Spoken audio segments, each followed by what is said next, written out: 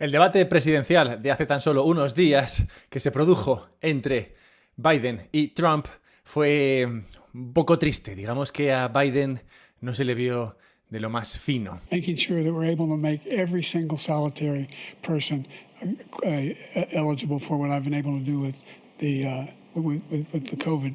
With dealing with everything we have to do with. Look, if. Tras el mismo, miembros del Partido Demócrata salieron al paso de las críticas que se le hacían a Biden explicando que era tarde para él. No tarde para Biden en su vida, sino que era tarde, que se hizo muy tarde el debate y a esa hora ya el hombre no está bien, que cuando está más despejado es por la mañana. Claramente flacos intentos de defender a un candidato que difícilmente está o se muestra preparado para enfrentarse a 4 años más al cargo de presidente del mayor país del mundo. Desde el debate, la probabilidad de que Biden saliera de la carrera presidencial ha subido enormemente. Y el mismo presidente Biden parece haber confesado a su círculo cercano la presión que está sintiendo para salir de la carrera, algo que trascendió y posteriormente se negó rápidamente por la Casa Blanca. En medio de este barullo, alguien sonríe en la sombra. No otro que Kamala Harris. Y es que si Biden tiene alguien en quien pensar para que le suceda, esta sería la vicepresidenta del gobierno actual. Y es que sí, esta vicepresidenta existe, Kamala Harris, hace años que no la vemos, pero es a día de hoy la que tiene más papeletas para reemplazar a Biden. Algo que de darse, es decir, algo de producirse, que de cambiar, sustituir a Biden en la carrera presidencial, podríamos ver incluso antes de que lleguen las elecciones. Es decir, podríamos ver a Kamala tomar la presidencia antes de que lleguen las elecciones para que así tenga algunos meses en el gobierno para ganar puntos de cara a las elecciones de noviembre en Estados Unidos. Hoy es 4 de julio, cuando estoy grabando esto, y en los próximos días, debido a las festividades que se celebran en ese país, hay creo que 2 o 3 intervenciones programadas para Biden, que si no le caen en buena hora, pues quién sabe si a la vuelta del fin de semana podríamos estar ante una nueva carrera electoral y quizás incluso ante la primera presidenta de Estados Unidos. El mañanero de hoy, muy buenas, lo voy a dedicar a explorar cómo se presenta la situación económica en Estados Unidos en el corto plazo. Voy a hablar de un aliado inesperado para quien sea el nuevo presidente o a quien le queden unos meses en la presidencia y qué esperar de todo esto de Bitcoin. En particular del tema ese del aliado inesperado, este tema me ha sorprendido enormemente, así que si te quedas algo, quédate para eso. Bien, como he dicho, bienvenidos a este vuestro podcast en el que hablamos de todo lo que está pasando en el planeta, desde la Casa Blanca a lo que pasa en África, como vimos ayer, o a lo que pasa en Japón, donde ya sabemos los problemas que tienen con sus divisas. Bueno, vemos todo esto y lo vemos todo desde un prisma bitcoinero para entender qué es lo que pasa en el mundo y cómo puede afectar esto a este activo. Así que nada, recuerda que puedes compartir, que puedes darle like, que puedes suscribirte y así esto llegará a más gente y tendrás más gente con la que hablar de estos temas, que son sin duda los temas que más te molan. Y recuerda también que si te interesa comprar Bitcoin o te interesa guardarlo y tienes dudas al respecto, dices, tengo mucho dinero o tengo una empresa y me gustaría comprar Bitcoin, pero mi gestor me dice que no se puede. O, por ejemplo, tienes mucho Bitcoin guardado y dices, ¿cómo se guarda esto bien? Tengo miedo de que desaparezca. Bueno, pues si tienes estas dudas, puedes mandarme un mail, encontrarás el mail en la descripción del podcast y te ayudaremos tanto a comprar Bitcoin para tu empresa como a comprar Bitcoin si tienes más de 100.000 euros ahí que dedicar a este tema. Y también si tienes dudas para ejercer la autocustodia de tu Bitcoin. Bien, habiendo dicho todo esto, podemos empezar. Si bien sería sorprendente ver un cambio de gobierno en el hegemón del planeta, tampoco sería tanta locura en el contexto en el que nos encontramos, pues al final estamos viendo cosas de lo más interesantes ocurrir. El banco Citibank lleva una estadística de cómo salen los datos económicos en relación a lo que esperan los diferentes analistas económicos. Y si observamos esa estadística, en forma de gráfico, como la presenta Citibank, vemos que desde marzo la situación en Estados Unidos ha dado un vuelco. Estamos viendo muchos de esos datos sorprender y hacerlo negativamente, es decir, saliendo mucho peor de lo esperado. Es decir, la economía pinta peor de lo que la gente espera que pintase o esperaba que pintase. El último dato negativo que sorprendió enormemente fue uno que se dio ayer, cuando se publicó el índice PMI, una medida de la dirección predominante de las tendencias económicas en el sector manufacturero, básicamente cómo va el tema económico desde el punto de vista de los productores, y que se entiende que es un indicador adelantado de la economía. Este PMI salió francamente flojo, así que si es un indicador adelantado de la economía, pues no pinta nada bien para la economía estadounidense en los próximos meses. Si esto realmente es así, si la economía pinta regular, pues francamente Kamala Harris, de hacerse con el poder, con los mandos, podría ganar muchos puntos si haciéndose cargo de Estados Unidos, es capaz de darle la vuelta a estos datos tan negativos que hablan de que los altos tipos de interés que todavía se mantienen en Estados Unidos parecen estar empezando a lastrar fuertemente la economía. Algo que, como digo, se vería primero en indicadores adelantados como este del PMI. Otro sitio donde podemos mirar en busca de debilidad es en los bonos americanos. Y de nuevo aquí descubrimos un tufillo a recesión de lo más interesante, y es que vemos que los operadores de bonos, los que compran y venden bonos, opinan, y lo demuestran en lo que hacen con los bonos, opinan que la Fed bajará mucho los tipos a corto, bueno, más bien a medio plazo. Pues si no fuese así, no estarían vendiendo. Si no fuese así, estarían vendiendo bonos a 10 años en lugar de comprarlos como están haciendo. Están comprando muchos bonos a 10 años en Estados Unidos, imaginándose que efectivamente Estados Unidos bajará los tipos y que por tanto estos bonos que a día de hoy te pagan un 4 y pico por ciento, pues estarán muy bien cuando en 6, 8, 10, 12 meses Estados Unidos no pague esos tipos de interés, sino que igual pues te pague un 3 y algo, un 4.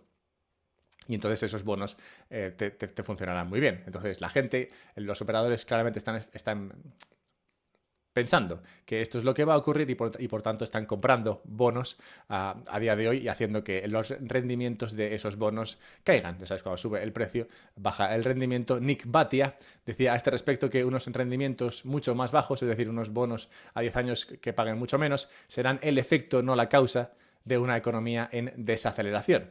La reacción de la Fed será, en opinión suya y yo creo que de todo el mundo, apoyar a los mercados con liquidez, ya sea recortando tipos o comprando más bonos. Y todo esto está bien, o sea, estos indicadores, que si el PMI, que si la gente comprando bonos y tal, todo esto está bien, pero no acaba de ser del todo excitante, de ser del todo sugerente.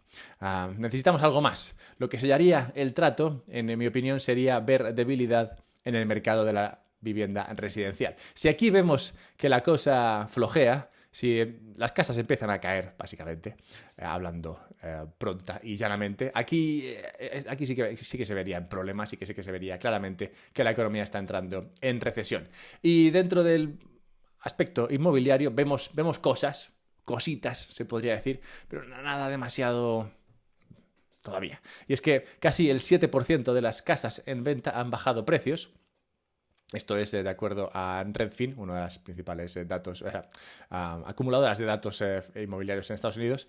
Y este 7% de casas que han bajado precios es la mayor cantidad desde el pico de la última desaceleración de la vivienda que se produjo a finales del 22, antes de que los precios cayeran la última vez.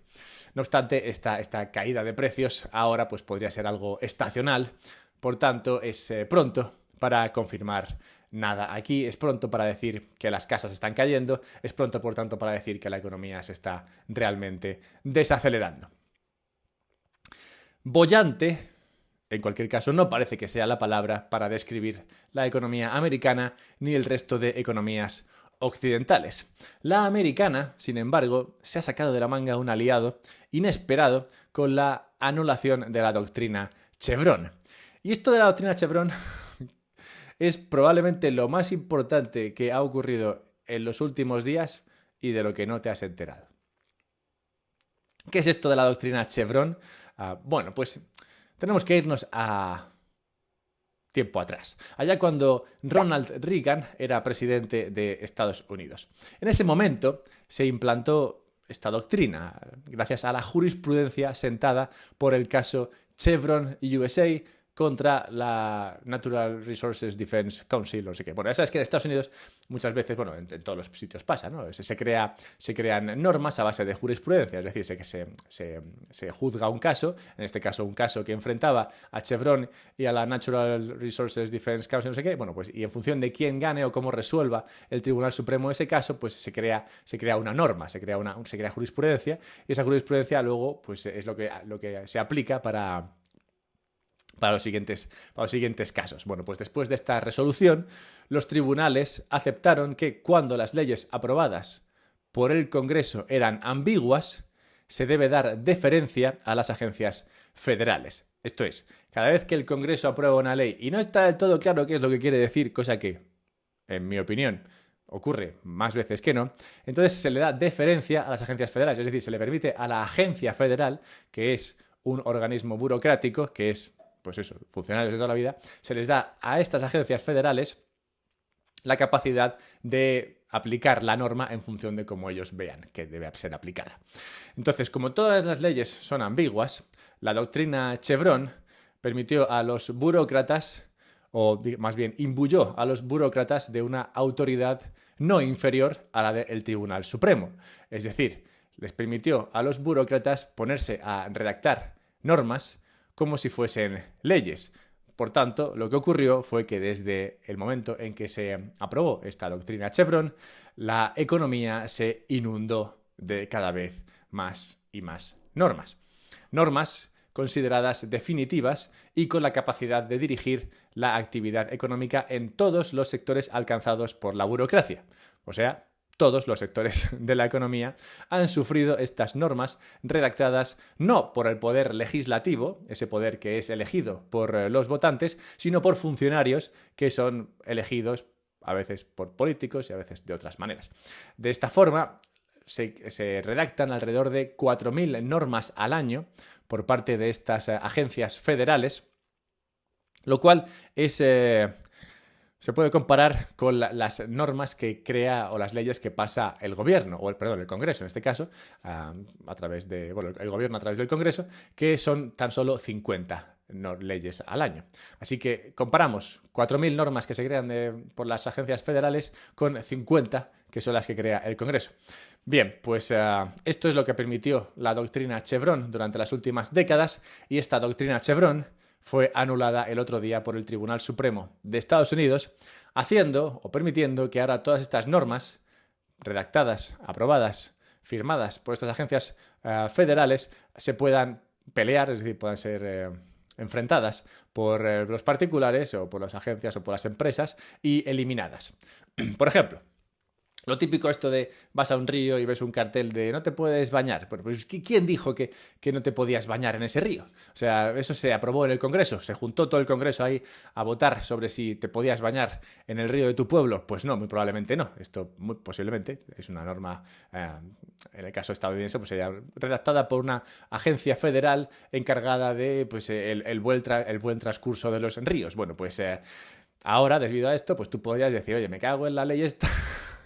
No, esto no tiene rango de ley, así que voy a discutir que realmente yo no pueda bañarme en este río porque lo diga esta agencia. Yo no he elegido a esta agencia, no he elegido al tipo que ha decidido que no me puedo bañar aquí, así que me cago en todo, me voy a bañar aquí. Eso es más o menos lo que pasa ahora o lo que podría pasar ahora, al menos así me lo imagino yo, con el tema este de la doctrina Chevron. Y es que el poder de esta doctrina Chevron es enorme, si lo piensas. Al final, esto lo que permitió fue una transferencia de poder brutal a los burócratas. Burócratas que, como digo, no son elegidos. O sea, tú cuando eliges a tus representantes políticos, sabes quiénes son y puedes echarle en cara si toman decisiones que no te gustan, pero esto de que sean los burócratas los que decidan por la ciudadanía, pues claro, lo que permitió fue que muchas normas que los votantes no aprobarían se aprobasen y que los políticos pudiesen lavarse las manos ahí en plan, no, si yo no... Esto ha sido la agencia esta, a mí no me mires. Entonces, digamos que se aprobaban muchas normas, 4.000 al año, que podrían no ser nada apreciadas por los votantes, pero que aún así tenían carácter de ley, rango de ley, y que los votantes, digamos, no tenían a quien quejarse, ¿no? de que esto se produjera. Por ejemplo, dentro de todos estos mandatos y demás, todo lo que ocurrió durante la pandemia, por ejemplo, todos estos mandatos que se aprobaron durante la pandemia, en Estados Unidos al menos, tenían este carácter. Eran mandatos proclamados por agencias federales que no habían sido aprobados por el Congreso. Que de haberse discutido en el Congreso, pues muy probablemente no habrían salido adelante, pero que salieron adelante porque las podía crear y las podría regular en este caso, la agencia federal que fuese. Pero también cientos de normas sobre operativa de mercado de valores, desde, por ejemplo, si la SEC puede decidir si Bitcoin es un activo financiero o una materia prima, o hasta, como dice Richard Field en un tuit, todos los programas de rescates de bancos que se han producido desde 2008, que también se basaron en normas aprobadas por la administración y no el Congreso. Bueno, pues todo esto, como digo, desde si Bitcoin es una materia prima o hasta los rescates de bancos de 2008, ahora deja de tener rango de ley. Y por tanto puede ser enfrentado por quien quiera enfrentar estas normativas.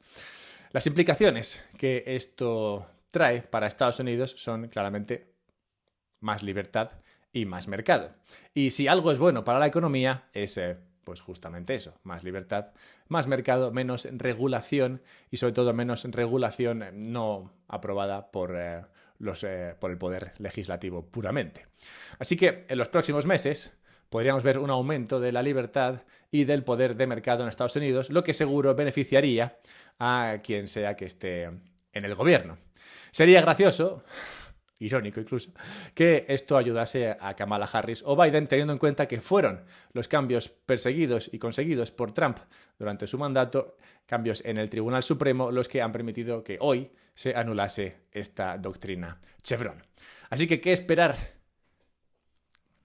de todo esto y qué esperar concretamente para Bitcoin? Bueno, pues no sabemos si será Kamala, si será Biden, si será Trump, al final quien gane, pero si algo no cambia ni cambiará, esté quien esté en el poder del país más grande del mundo, es la delicada situación fiscal de el mayor país del mundo, la delicada situación fiscal de Estados Unidos y el deseo tanto de demócratas como de republicanos de seguir gastando dinero a manos llenas, algo contra lo que pocos se opondrán, haya doctrina Chevron o no la haya.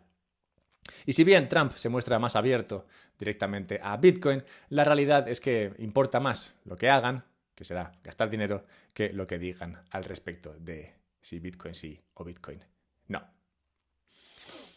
Antes de cerrar el mañanero de hoy con la necrológica, que hoy viene muy nutrida, sorprendentemente, dejadme simplemente recordaros un par de cosas. La primera, que podéis suscribiros a la newsletter del podcast y así os mando un mail los sábados. Me gusta entrar en algunos temas con más detalle, con mayor detenimiento y esto lo hago los sábados en esa newsletter, así que si quieres recibir estos artículos, pues nada, suscríbete y así recibirás este contenido.